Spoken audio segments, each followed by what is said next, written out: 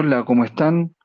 Vamos a continuar el tema de el Paráclito, que siempre nos ha sonado desde niños, ¿verdad? Entonces, como habíamos dicho, ya es importante también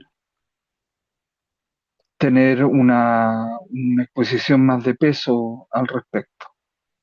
Bien, les recuerdo el texto bíblico, que en realidad no es uno solo, sino que tiene que ver eh, con capítulos, ¿verdad? Sobre la mención del Paráclito. Y en Juan los capítulos entre 14 y 16. Entonces, bueno, leo lo que hemos ya comentado, analizado hasta hoy. Bueno, y se le pediré al Padre y Él os dará otro Paráclito para que esté con vosotros para siempre, el Espíritu de la verdad que el mundo no puede recibir porque no lo percibe ni lo reconoce, pero vosotros sí lo reconocéis porque mora a vuestro lado y Él estará en vosotros. El Paráclito, el Espíritu Santo, que enviará el Padre en mi nombre, dice Jesús, os lo enseñará todo y os recordará todo lo que os he dicho. Cuando llegue el Paráclito, que yo os enviaré de junto al Padre, el Espíritu de la verdad, que saldrá de junto al Padre, Él dará testimonio de mí. Pero también vosotros daréis testimonio, porque estáis conmigo desde el principio. Si no me marcho, el Paráclito no vendrá a vosotros. Por el contrario, si me marcho, os lo enviaré. Y él, por su venida, confundirá al mundo en materia de pecado, de justicia y de juicio. Todavía tengo muchas cosas que deciros, pero no estáis en situación de recibirlas ahora. Cuando llegue Él, el Espíritu de la verdad, os introducirá en la verdad entera, porque no dirá nada de sí mismo, sino que dirá todo lo que escuche y os manifestará las cosas venideras. Él me glorificará porque recibirá de lo mío y él os lo manifestará. Todo lo que tiene el Padre es mío. Por eso os he dicho, recibe de lo mío y os lo manifestará. Bien, entonces habíamos ya algo dicho en esta primera diapositiva respecto al espíritu que mora en Moisés y después en Josué. Entonces decíamos que el Espíritu Santo se reparten en dos grupos, el anuncio del don del Espíritu y la relación con el bautismo y el Espíritu, o el agua y el Espíritu. En este texto, en estos capítulos de Juan que estamos viendo, el 14 al 16. Entonces, desde el punto de vista literario, este discurso se relaciona con un género muy conocido en el judaísmo, habíamos dicho, y en el cristianismo primitivo, que es el de los testamentos. Nuestra misma Biblia se divide en Antiguo y en Nuevo Testamento. Cuando está a punto de morir un patriarca, un jefe espiritual, convoca a los suyos para darles sus últimas recomendaciones, manifestarles el porvenir y muchas veces para designar a su sucesor, que es da el testamento. Les comentaba yo ahí que en History había visto en el canal este de historia que Carlos Magno murió joven, a los 32, comenzó como a los 18, estuvo casi 10 años conquistando y sus tierras, su imperio llegó a ser más grande que lo que ocupó el Imperio Romano en su tiempo. Y sin embargo, él no haya a quien suceder su poder, y eso es un problema, ¿verdad? Eso se deja un problema, pero él veía que no había alguien digno para sucederlo, o no digno en el sentido de idolatría, porque se está muriendo. Generalmente uno está muriendo, se pone humilde, ¿verdad? Entonces uno ve eso, pero eh, no se había formado alguien que en el fondo pudiera sucederlo. Y es que él también era alguien realmente extraordinario, era muy determinado, ¿verdad? A pesar de sus opciones sexuales, que ya sabemos cuáles fueron y todo eso, pero sin embargo no era ambiguo, sino que increíblemente era, a pesar de eso, era muy definido, determinado. Entonces, bueno, eso ocurre con Moisés, decíamos, y respecto a Josué, también comentábamos de que no se supo qué pasó con Moisés o dónde murió, dónde quedó, o cómo fue eso, pero sí no cruzó el Jordán para la tierra prometida, sino que el que tuvo que hacerlo era Josué, y Yahvé, el Eterno, le dijo a Josué que Moisés había muerto, que por lo tanto él debía saberse a sí mismo como el sucesor de Moisés y continuar la voluntad de Dios respecto a la tierra prometida. Bueno, entonces nos preguntábamos, ¿no habrá que considerar entonces al Paráclito como el sucesor de Jesús? ¿Cómo comprender las relaciones que tienen entre sí ambos, ambos dos, o ambos a dos, ¿no es cierto? Porque recordemos que la Trinidad son tres personas divinas distintas y un solo Dios. Es decir, Dios no existe sin la relación. El Padre es Dios, pero con el Hijo y con el Espíritu. El Hijo es Dios, pero con el Padre y con el Espíritu. El Espíritu es Dios con el Padre y con el Hijo. No, como se dice en Chile, no se atornillan al revés, sino que se cooperan. Ahí son uno, porque no son tres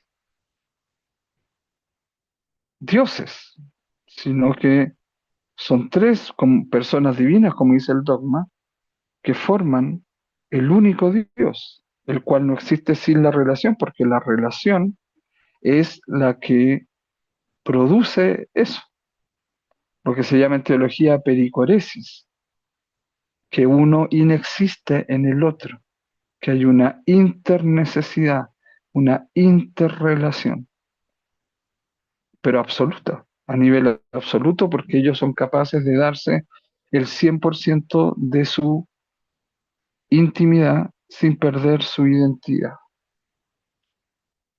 Entonces, en ese sentido, podemos decir que hay una, una interrelación consistente.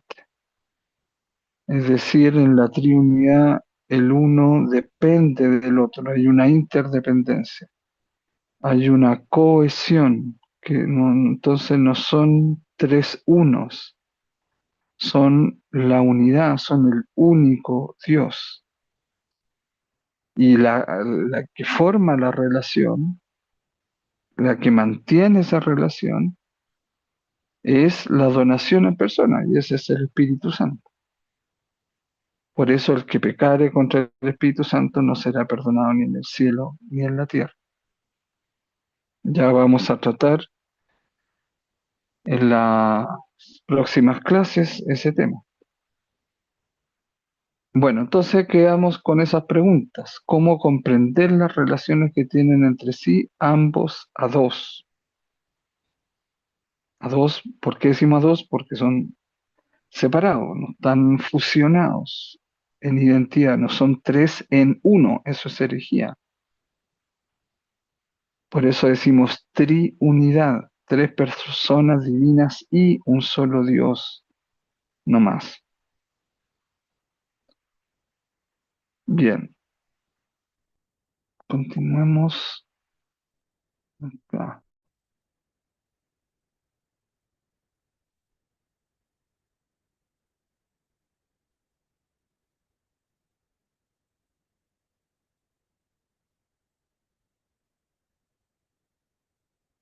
Bien.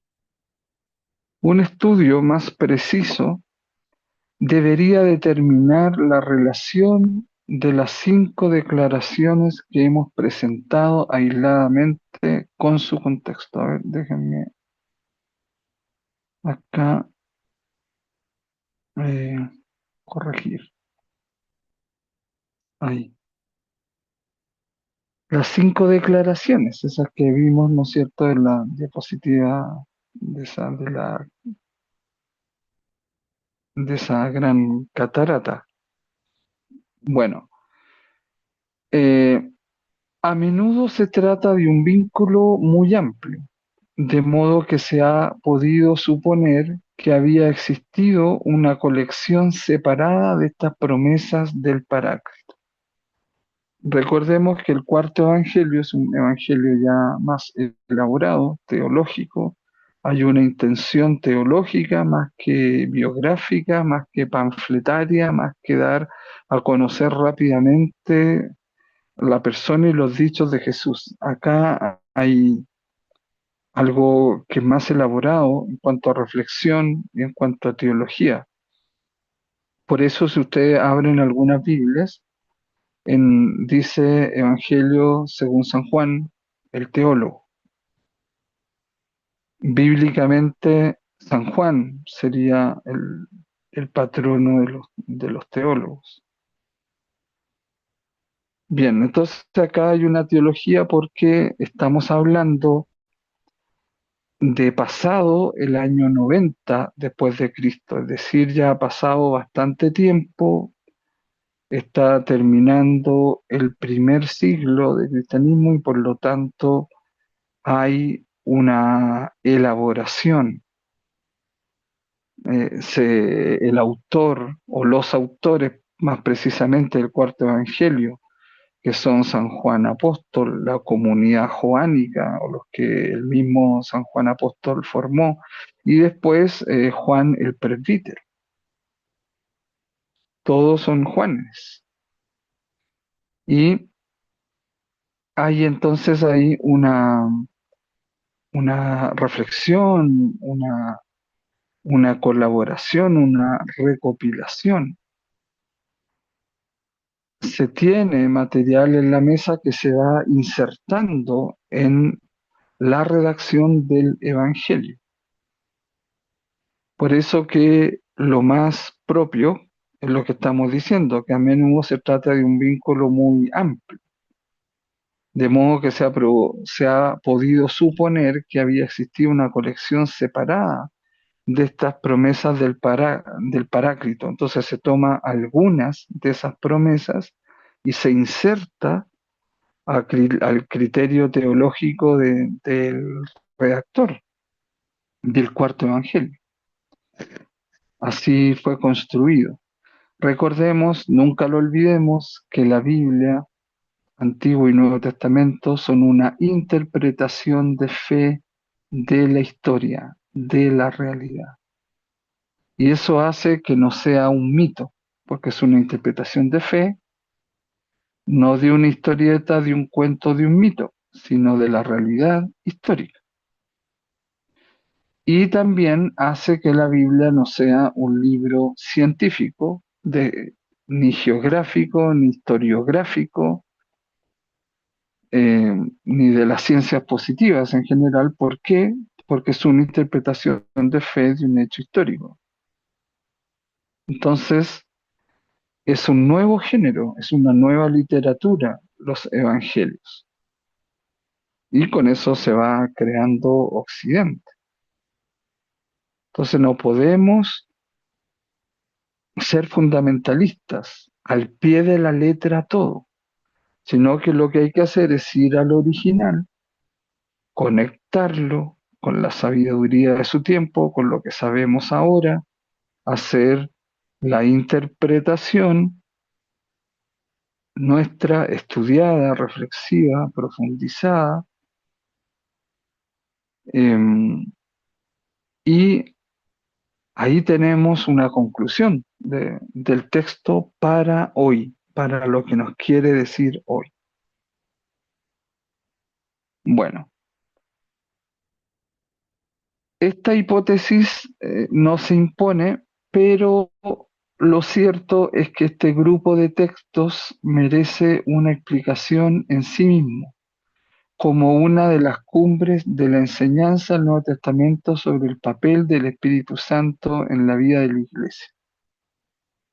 Claro, de hecho la palabra dogma en Hechos, en el libro de los Hechos, dice el Espíritu Santo, y nosotros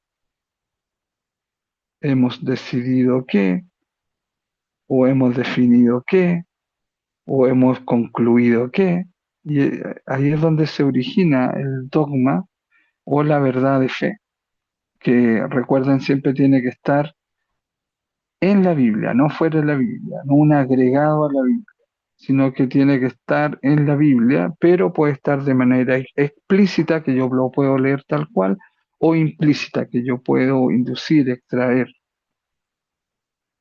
Bien.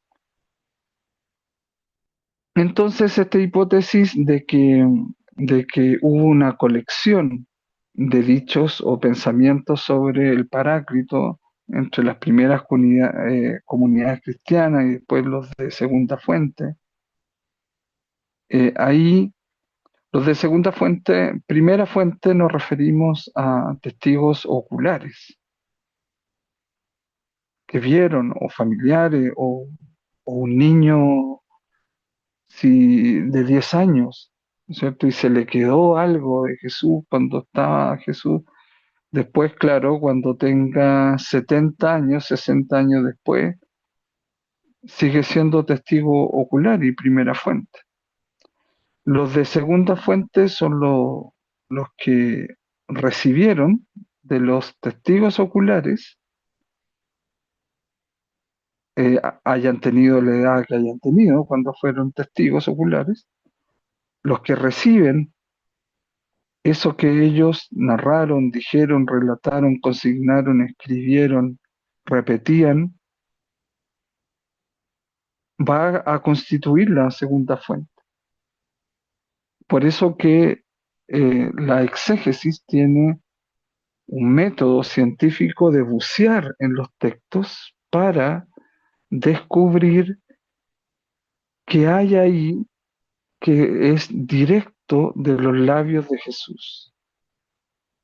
Entonces, ¿por qué les digo esto? Porque muchas veces a mí me ha pasado, lo he pensado, y también a veces se puede considerar siempre más a Marcos, porque era discípulo directo de Pedro, porque fundó la iglesia, la primera iglesia, que no fue la católica, sino la iglesia copta, los cristianos en Egipto, estoy hablando de la iglesia fuera de Jerusalén o del grupo original. Y bueno, entonces tal vez no podríamos decir que es la primera iglesia porque San Pablo también estaba ya fundando algunas comunidades, sobre todo los de tesalonicenses, que la primera y segunda carta de los tesalonicenses son, fíjense, los textos cristianos más antiguos, son antes que los evangelios. Bueno, pero entonces hay que decir que la iglesia copta es antes que la iglesia católica. Quizás no podríamos decir que es la primera iglesia. Bueno, volviendo a lo que estábamos diciendo, que algunos pueden decir, como el Evangelio de Juan es muy tardío, es hacia el año 100, hacia el término del primer siglo del cristianismo,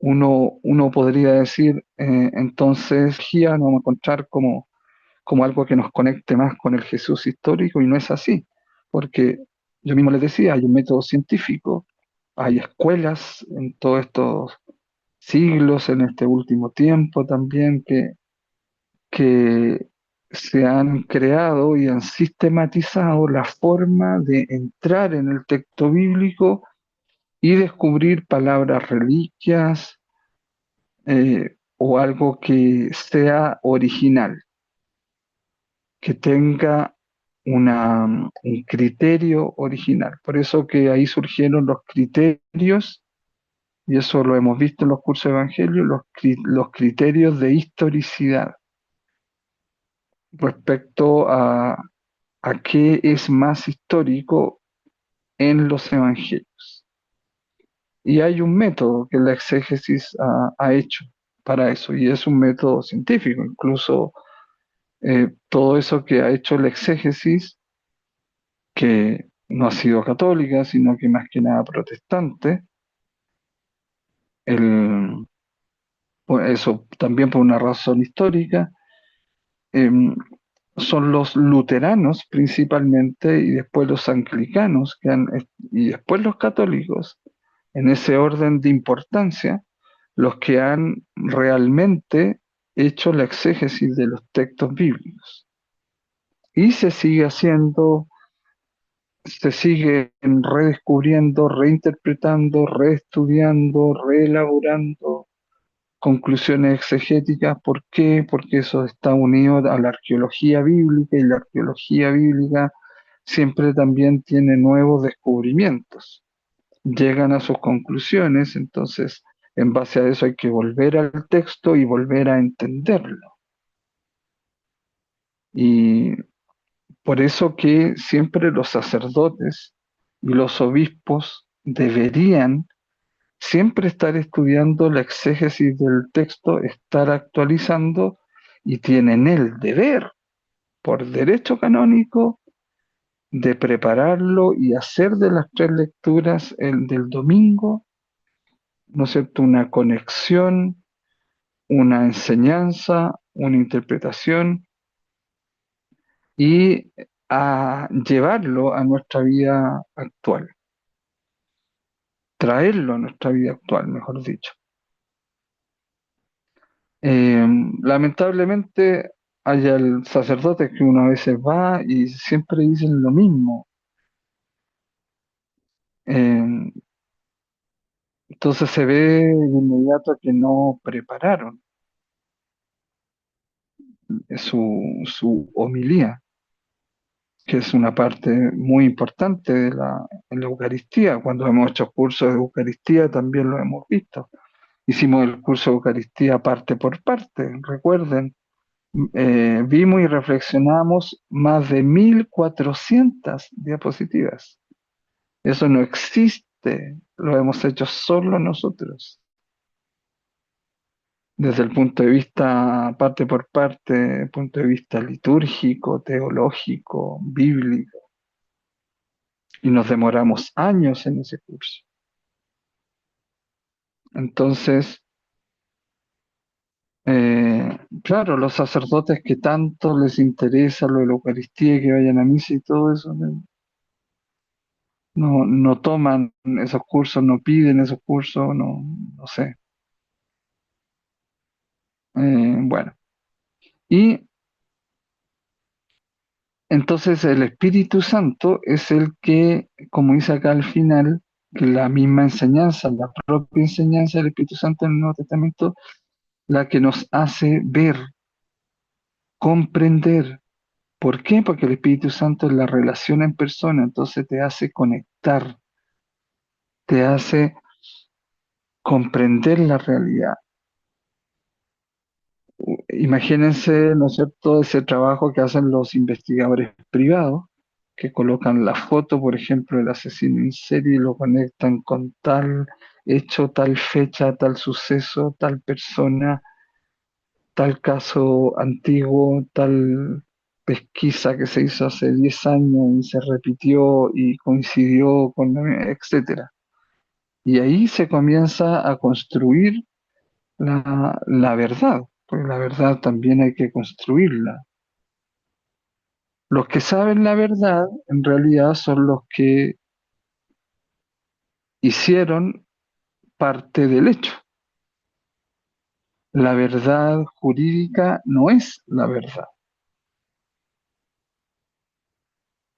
Entonces, y se los digo por experiencia propia, cada uno de los comprometidos y los vinculados al hecho saben la verdad como realidad. Lo otro es una verdad jurídica. La prensa también tiene o entrega información como si fuera veraz, como si fuera verdad, y por supuesto que no. Uno ve Caracol y RCN y se cargan evidentemente para un lado. Uno ve RTBC, Señal Colombia, y se carga hacia el gobierno nacional. Entonces, y uno ve otros canales que son privados y no hay. Entonces son verdades que dependen del dueño del canal, de quien les paga el sueldo a los periodistas, que tienen que sostener un punto de vista o una interpretación, ¿ya? Pero no es la verdad, no es la realidad. Por eso que para nosotros es tan valioso que Jesús haya dicho la verdad os hará libres, porque la verdad es Él. Él dijo yo soy la verdad. Y dijo yo soy la verdad sin faltar a la verdad, porque ustedes o yo podemos decir eso, decir en nuestra familia yo soy la verdad, pero faltamos a la verdad. Entonces, el, el espíritu de la verdad es el espíritu de la relación entre el papito y su hijo, y Jesús. Y Jesús dijo, yo soy la verdad, porque todo eh, lo que sabe el Padre o el amor del Padre está contenido en Jesús. Porque recordemos también que hay cosas que sabe el Padre, pero no sabe Jesús, como la fecha del fin del mundo. Y hay personas, ¿no es cierto?, que pensaban que iban a ser raptadas por malinterpretar un curso, un texto de Primera de Tesalonicense sobre el rapto, que al final fue una interpretación muy antigua de un sacerdote católico y al final ahora es tomada por los evangelios, o sea, evangélicos. Y muchos autodenominados cristianos decían que el rapto iba a ser entre el 23 y 24 de octubre. Yo conozco gente que dejó cosas y se fue y uno dice, pero renunció al trabajo, dejó sus cosas, se fue de la ciudad, pero ¿cómo hace eso? ¿Por qué tan radical? Claro, después lo niegan, claro, pero en el fondo hasta pensaron, bueno, a mí me van a llevar a los cielos, ustedes no, pobres pecadores, así que les dejo estas cosas. Y lo mismo ayer, hoy día, con ese 3i Atlas o 3L Atlas también. Véanse la película mejor Ad Astra, de, véanla, Ad Astra.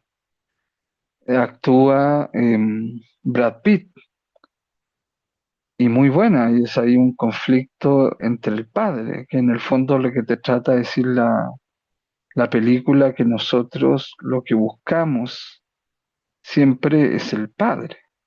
al papito, a Dios como Padre. Y entonces, justamente ahí llegamos a lo que decíamos, que no hay que creer que San Juan, por ser un evangelio más tardío, no tiene cosas originales. San Juan es el que más tiene la palabra reliquia, que estamos 100% seguros que salió de boca de Jesús, porque gracias a esa palabra en arameo que el Evangelio em, conserva en arameo, que es Habá, Habá, papito mío. Eso lo explica todo, todo, todo. Si alguien se puede comprar alguna vez un libro o encargarlo a España, se llama Habá, justamente, y es de Joaquín Jeremías, que eh, es un teólogo luterano, pero es lo mejor que se ha escrito sobre el papito a nivel bíblico, exegético, muy serio. Eh, bueno, ojalá que si andan por allá lo compren. Yo después ahí se los fotocopio para tenerlo.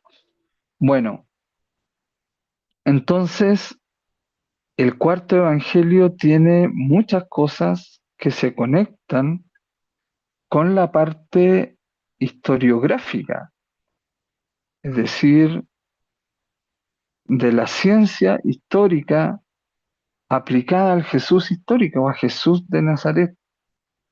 Entonces no podemos decir que es solo teología, que es solo una narración el cuarto evangelio teológica, sino que también, porque claro, el cuarto evangelio se extrañan algunas cosas, uno le extraña que no hayan ciertas cosas tan importantes, pero tiene la palabra más importante, la que más se repite, Habá. Esa es lo que explica todo. Yo creo que esa es Sentido la de gran la revelación palabra de paráclito. Jesús. Decir que ese Bueno, Dios el término de los paráclito ejércitos es su es una papito y es simple nuestro papito. transcripción Nunca nos de un cansemos de adjetivo eso, verbal griego que porque tiene el mismo eso es sentido. que el latín advocatus, ¿ya? De llamado, llamado al lado, eh, o abogado, ¿no es cierto? En un juicio la persona tiene ahí al abogado al lado. Entonces yo me acuerdo que en aquel tiempo, eso en mi juicio, estaba el abogado ahí al lado y yo le iba diciendo las cosas, la injusticia del asunto. Y la jueza le dijo al fiscal, bueno, pero entonces usted no interrogó al imputado. No, no, porque estaba haciendo esto y todo esto. Todo. Ya, y también no tenía pruebas de nada, o sea, era súper injusto. Bueno, y ahí la jueza dijo, me dijo, váyase. ¿Sí? Y el abogado estaba al lado, pero el que hablaba no era yo. A mí yo no podía tomar el micrófono ese delgadito y hablar, sino que hablaba él, pero sí yo le iba diciendo, fundamentando las cosas, que la injusticia del asunto. Entonces, claro, y eso fue, como se dice siempre, la primera instancia, y claro, no había por dónde, pero evidentemente el fiscal quedó irresponsable, de ridículo, de tonto, de poco inteligente, eh, porque uno recién llegado tenía más inteligencia que él. Entonces, eh, ahí es realmente el término en latín que usaban los romanos, advocatus, llamado al lado, es así, tal cual, el abogado. Y yo les puedo decir que es así. porque lo viví. Entonces uno le puede decir al abogado, pero él es el que defiende, él es el que habla, él es el que aboga por uno. Y está al lado. Entonces, como primer acercamiento a la palabra paráclito, está muy bien puesto ese nombre y es muy bueno que así sea respecto al Espíritu Santo. Por eso también Jesús decía, cuando esté en un juicio, el Espíritu Santo colocará las palabras en tu boca. Yo lo puse en la mente del abogado, ¿verdad? Y el Paráclito entonces abogó por mí y me hizo tener esa inteligencia en ese momento para ser clarito, porque esos son segundos, y donde se definen muchas cosas. Y bueno, ahí fue, ustedes saben que el asunto mío fue por ser parte del movimiento Sebastián Acevedo contra la tortura en Chile. Y entonces uno podía abusar de todo, ¿verdad? Por ser idealista. Entonces, en la vida uno tiene que aprender que no tiene que ser idealista, ni optimista, ni pesimista, sino que tiene que ser realista. Y ser realista es ver los hechos tal cual son, sin interpretarlos, sino que entendiéndolos primero racionalmente. Y eso es lo que yo aplico en mis terapias. Primero, reunir toda la información posible, después entenderla racionalmente sin interpretar, analizar los hechos, cómo, cuándo ocurrió en la persona, ¿no es cierto? Pero sin interpretarlos, sino extrayéndole información al hecho. Si el problema siempre es que nosotros interpretamos desde nuestras creencias, desde nuestra religión, desde nuestra crianza, desde nuestra ideología, y ahí es donde la embarramos. ¿Ya? Entonces, yo estoy de acuerdo, por ejemplo, que el presidente Petro es bastante desatinado en cosas y ahí tiene las consecuencias que está pagando con Donald Trump, ¿no es cierto? Pero también objetivamente, si uno dice Elon Musk, que es norteamericano, estadounidense, es el estadounidense más rico del mundo y quizá el hombre más rico del mundo, y va a colocar acá las fábricas de Tesla para hacer carros eléctricos aquí en Colombia. Entonces, ahí ese es un hecho, ¿se fija? Entonces no hay que interpretarlo, es un hecho.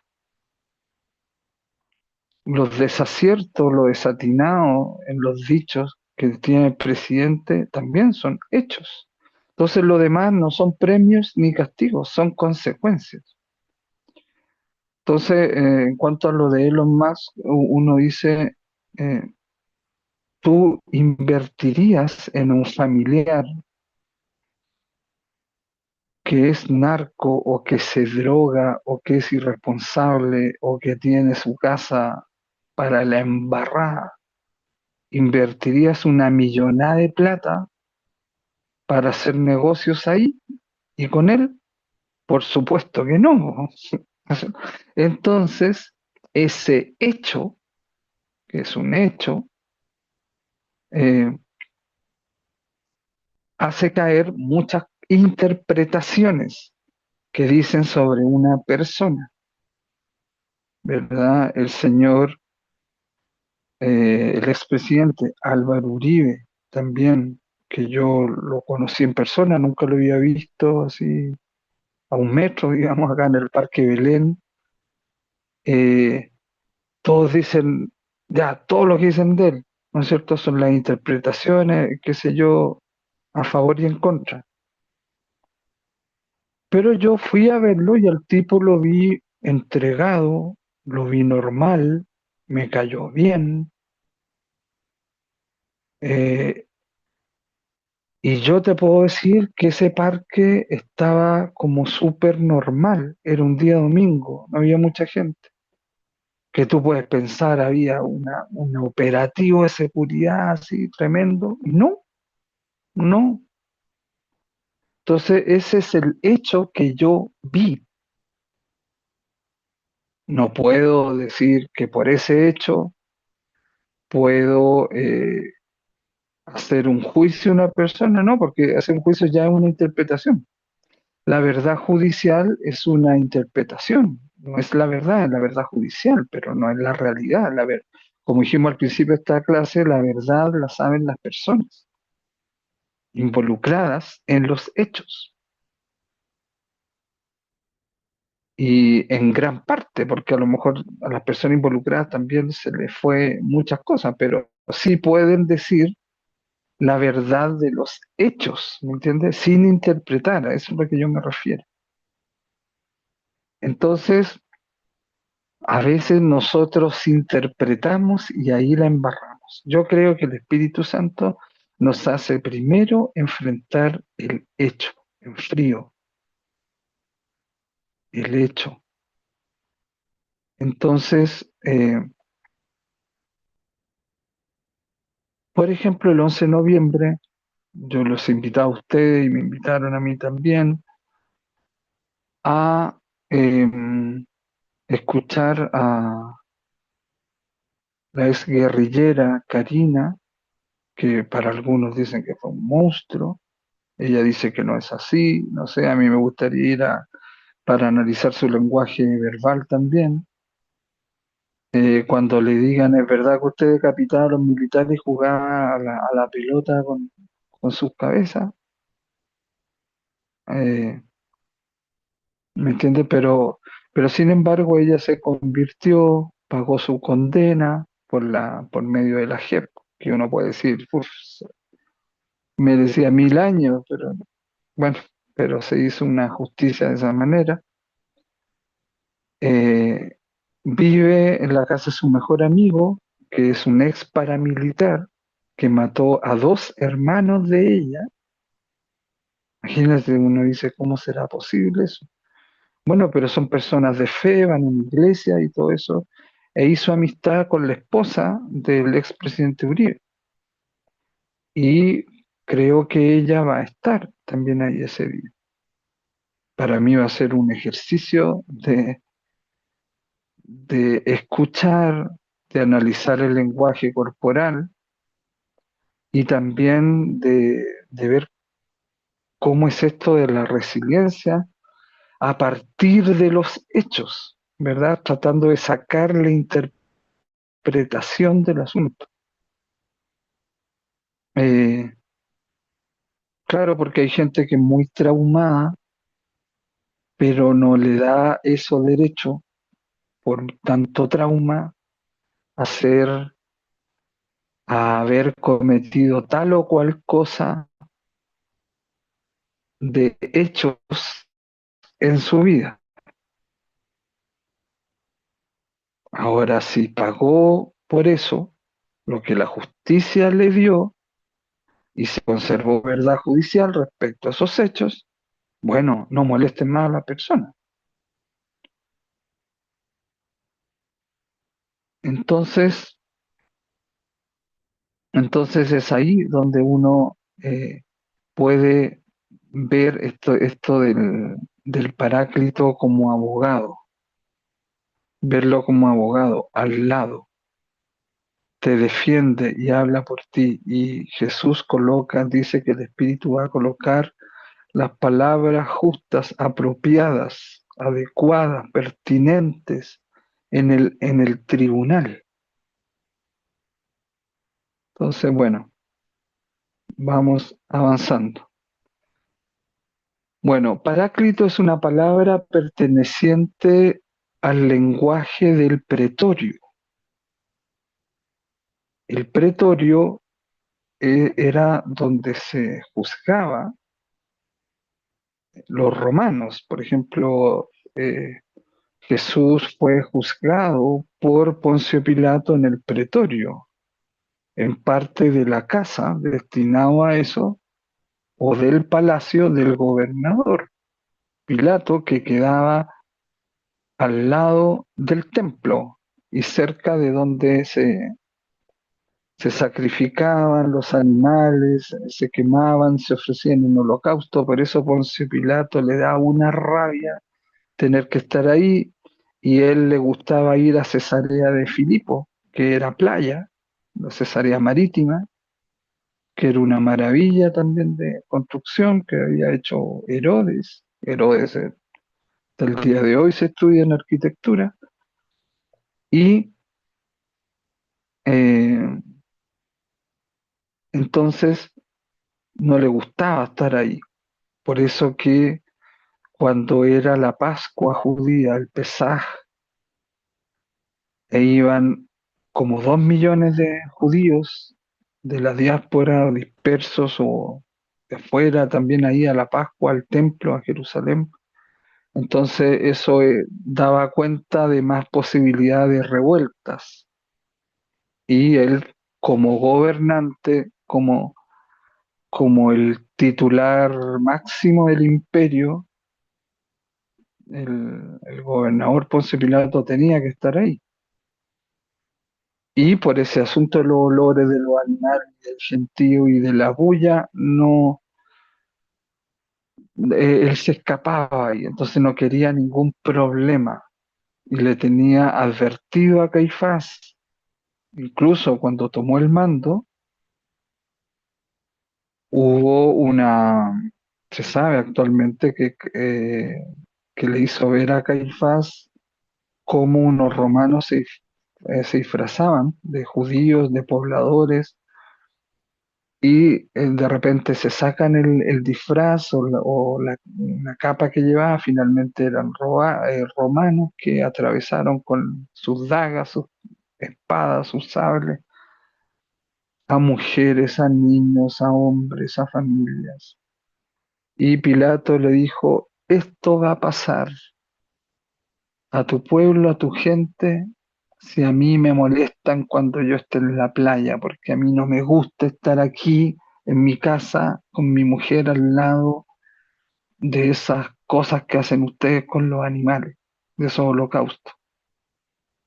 Entonces, si tengo que estar, estaré cuando toca, en el pesaje, en la Pascua judía, porque viene mucha gente y ahí hay que controlar la fuerza, los militares, digamos, de Roma, para que no haya revuelta. Eh, y si no, él va a actuar muy fuerte en caso de que sean otras fechas, va a ordenar o va a llegar a matar mujeres y niños judíos y todo, ¿ya? Entonces, por si no lo sabían de Pilato. Bueno, eh, palabra perteneciente, decíamos, al lenguaje del pretorio. Este término pasó al hebreo y al arameo para designar al que intercede en favor de alguien, al que sirve de intermediario. En ese sentido, María de Nazaret tiene también actualmente en la iglesia una misión paráclita, ¿verdad? Porque aboga, intercede en favor de alguien. Entonces, y al que le sirve de intermediario, como yo les decía en el hecho que yo viví de ese juicio, ¿no es cierto? Que el abogado que estaba al lado me servía de intermediario, intercedía en mi defensa. ¿Ante quién? Ante la jueza, según el hecho que yo les narré. ¿Se fijan? Entonces, eso es muy importante. Bueno, por este título, el ángel intercesor puede ser considerado como paráclito. Ya alguien que busque de usted ahí Job 33, 23, 25, ya si tienen ahí una Biblia para que lo vaya buscando, Cristina, Beatriz o Emilce. Job, el libro de Job, 33, capítulo 23, 33, perdón, de los versículos 23 al 25. Al ángel intercesor se opone el Satanás acusador, el fiscal, ¿no es cierto? Cuando la persona es inocente. Alguien que busque también ahí Zacarías 3 del 1 al 6. Ahí hay otro texto de Job 1:6, y el capítulo 2 verso 1, y el Apocalipsis también, el capítulo 12 versículo 10. ¿Ya? Entonces, ustedes me dicen, prenden su micrófono y me dicen qué texto tienen. Eh, entonces ahí hay un ángel intercesor, considerado como paráclito, que intercede en favor de alguien, que hace la vez de intermediario y que está al lado. ¿Ya? Es toda la figura de un juicio, de un tribunal. Y eso se mantiene hasta ahora, el poder entenderlo así. Bien, ¿tiene alguien algún texto?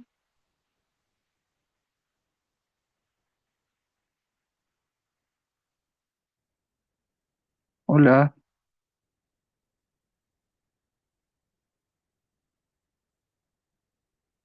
Beatriz, Cristina, Emilce. ¿Cuál me dijo Gabriel? Ok. Job, capítulo 33. Busca el capítulo 33 y lee los versos del 23 al 25.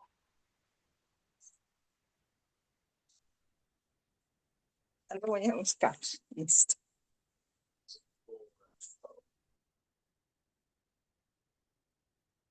Bien, entonces recapitulando, el Paráclito es llamado al lado, es el abogado, es el que intercede en favor del imputado o del acusado y el que le sirve de intermediario.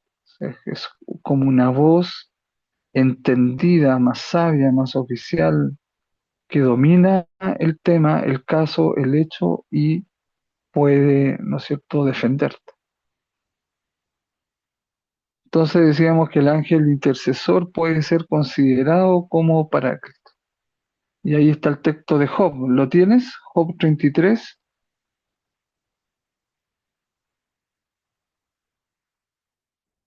Job, libro de Job 33, 23 al 25. ¿Y las demás?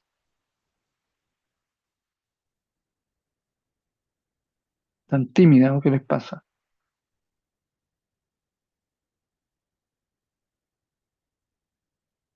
Bueno, al ángel intercesor se opone el Satanás acusador. Versículo ¿Sí? 25, 22. Acá está. O sea, del 23 al 25. Bueno, dice, pero si hay un ángel a su lado, un solo intercesor entre mil, que muestre el hombre su deber, que de él se apiade y le diga, líbrale de bajar a la fosa. Yo he encontrado el rescate de su vida. Entonces su carne se rejuvenece, vuelve a los días de su adolescencia. Ah, ok. Eso es lo que... Entonces, sí. Entonces, ahí dice, ¿no es cierto? Un ángel intercesor, uno entre mil, imagínense.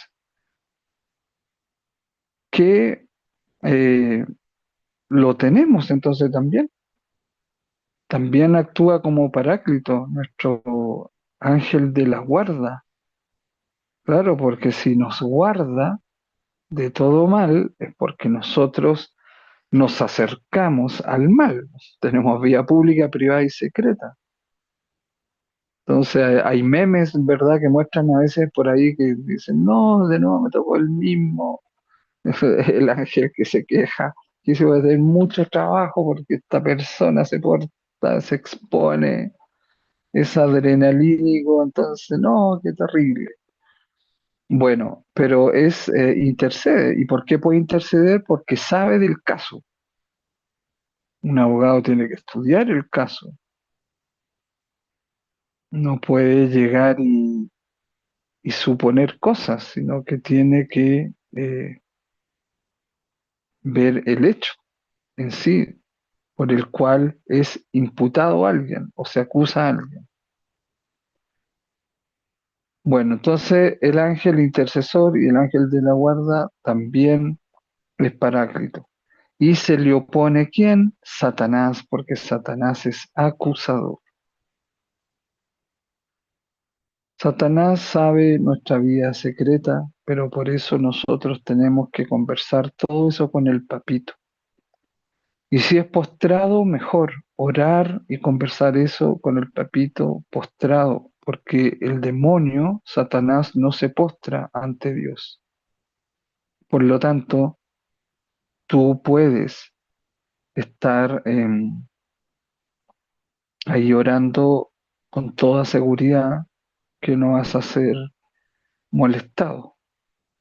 La misma posición de estar postrado hace que uno físicamente se concentre, ¿no? Como estar arrodillado en una iglesia que la gente, ¿no es cierto?, se pone a distraerse viendo a la gente que va llegando, se va yendo, o que el vestido de esta otra, o que esta persona aquí o acá, etcétera. Entonces se va la mente, la loca de la casa, mientras que cuando estás postrado es un lugar más sagrado y es a lo que vinimos y lo haces. Ahí el demonio no entra. Entonces, la primera carta de Juan, capítulo 2 versículo 1, nos presenta con energía a Cristo como el Paráclito, en el sentido de intercesor, en virtud de su sacrificio. Es el único texto del Nuevo Testamento fuera del discurso de despedida en donde se emplea la palabra parakletos, en griego, paráclito. Si la traducción intercesor viene bien en este caso, no responde, sin embargo, a las funciones que se le dan al Espíritu Santo en Juan del 14 al 16, del Espíritu de la verdad. Por tanto, hemos de buscar en otras direcciones también. No quedarnos solo en la traducción de intercesor,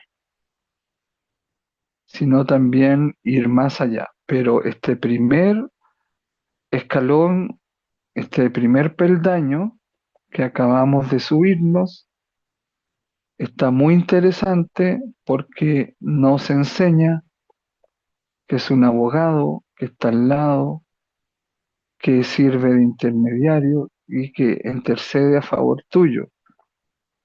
¿Y por qué? Porque él puede relacionar, sabe del caso, sabe de los hechos y puede relacionar esto con lo otro. Entonces, y así llegar a una verdad, porque todo esto es para llegar a una verdad.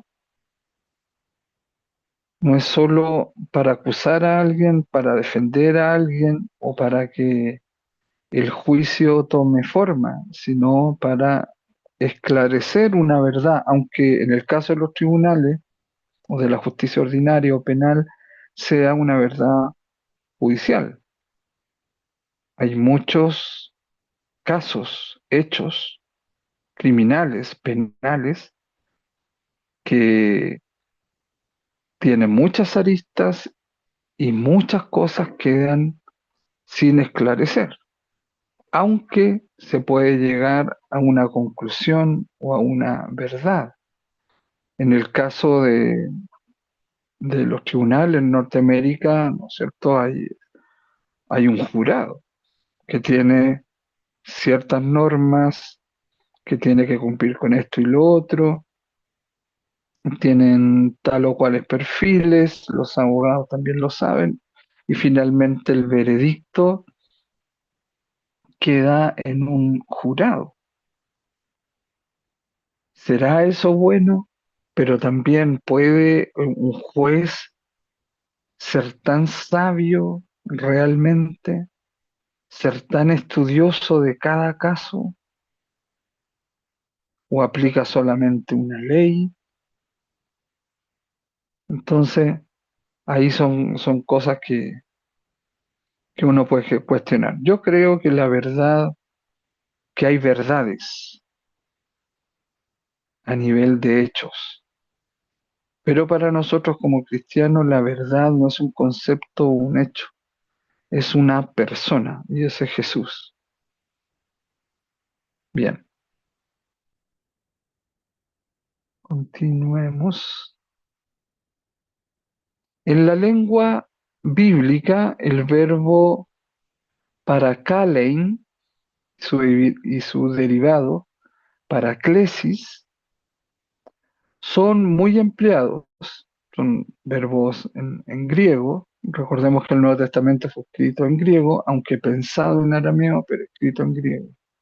Porque tocaba hacerlo, porque nadie más sabía arameo, el griego era como el inglés en esa época, entonces había que hacerlo no en el griego de Grecia, de los filósofos clásicos, sino un griego más popular, que se llamaba koiné. Entonces escribieron en koiné. Y ahí están los verbos para kalein y paraklesis. Se relacionan con la exhortación dada por los profetas, con el aliento sacado de las escrituras. En Romanos 15:4, ¿cierto? El espíritu que da el aliento, que infunde vida, que anima, le da alma, le da vida, le da psique, psiquismo, persona, lo hace alguien, no algo, le da espíritu. A todo eso se refiere el aliento. Bueno, el mensaje del segundo Isaías a los desterrados comienza con este verbo: consolad, consolad a mi pueblo. ¿Ya? El segundo Isaías, recordemos que son textos bíblicos que de los 70 que han sido redactados, y esto estamos hablando del Antiguo Testamento, no del Nuevo Testamento, han sido redactados, pensados en hebreo en ese caso, y redactados escritos en griego. Y bueno, algunos, el criterio recordemos, de bíblico, que incluso son los que se conserva en los cristianos, en los evangélicos, y por eso tiene 10 libros menos la Biblia Reina Valera, a diferencia de los católicos que tenemos 10 libros más, es porque el criterio de los rabinos era que los textos originales de las escrituras en el Tanaj o en la Tanaj, que para nosotros es el Antiguo Testamento, solo son escrituras o textos o libros en hebreo, no en griego. Por lo tanto, el segundo Isaías, que está en griego, no es considerado en esas Biblias. Y ahí, en el segundo Isaías, en el capítulo 40 ya, del versículo 1, en griego dice consolado. Entonces, Paráclito sería el consolador. Eso también ha sido transmitido después como significado de Paráclito. Entonces, pero ojo, no se trata de un consuelo sentimental. Como diciendo, ay, vengo por acá, ¿qué le pasó? Déjame abrazarte. No, no se trata de un consuelo sentimental, sino de una exhortación vigorosa, fuerte, con carácter, a creer en la buena nueva de la salvación y a ponerse en camino para volver a Jerusalén. ¿Ya? Entonces, eh, te consuela en el sentido de que va tranquilo, yo voy contigo, yo voy a tu lado, advocatus, como decíamos en latín, estoy llamado a ir a tu lado, voy a ser tu defensor, entonces no te desconsueles porque yo voy a tu lado. En ese sentido es consolador, es la convicción, la exhortación vigorosa, convincente, de que en realidad está con nosotros. El consolador, por lo tanto, el paráclito es el estar del Espíritu con nosotros. Miren a qué conclusión llegamos de manera muy fundamentada. Según Pablo, una de las funciones de la profecía consiste en asegurar la paráclesis, la exhortación de la asamblea. 1 Corintios 14:3. Aunque tradicional, la traducción consolador no logra resaltar de forma suficiente el impulso que da el Espíritu Santo mediante la enseñanza de la Escritura y la palabra de los profetas. Entonces, hemos subido un segundo peldaño. El primero era advocatus, llamado a estar al lado, o abogado. El, el segundo peldaño que sirve de intermediario, intercede por ti, y ahora en realidad el tercer peldaño es que es consolador, no en el sentido sentimental, sino que en el sentido de una convicción, de una excitación vigorosa, como diciendo, convéncete, tranquilo, porque yo estoy a tu lado, abogando por ti. No estás solo, estoy, estoy para estar, para interceder, para ser tu abogado. No te desconsueles, no te me derrumbes, porque yo estoy ahí. Entonces, en ese sentido es el consolador, como diciendo, tranquilo, tienes un abogado, tienes defensa, no estás indefenso, yo voy a abogar por ti. Eso es algo muy profundo, muy hermoso, porque Paráclito en el fondo es eso, es la donación de Dios contigo. Recordemos que el Padre es el dador, el Hijo es el don, Él la entrega, y el Espíritu Santo es la donación, la relación. Y la relación en persona hace que no te quedes desconectado o en el aire o solo, sino que está a tu lado para estar contigo, interceder por ti, ser tu intermediario. Y consuélate, ten esa convicción, no te quedes en el desconsuelo, no estás solo en lo solo. Dios está contigo.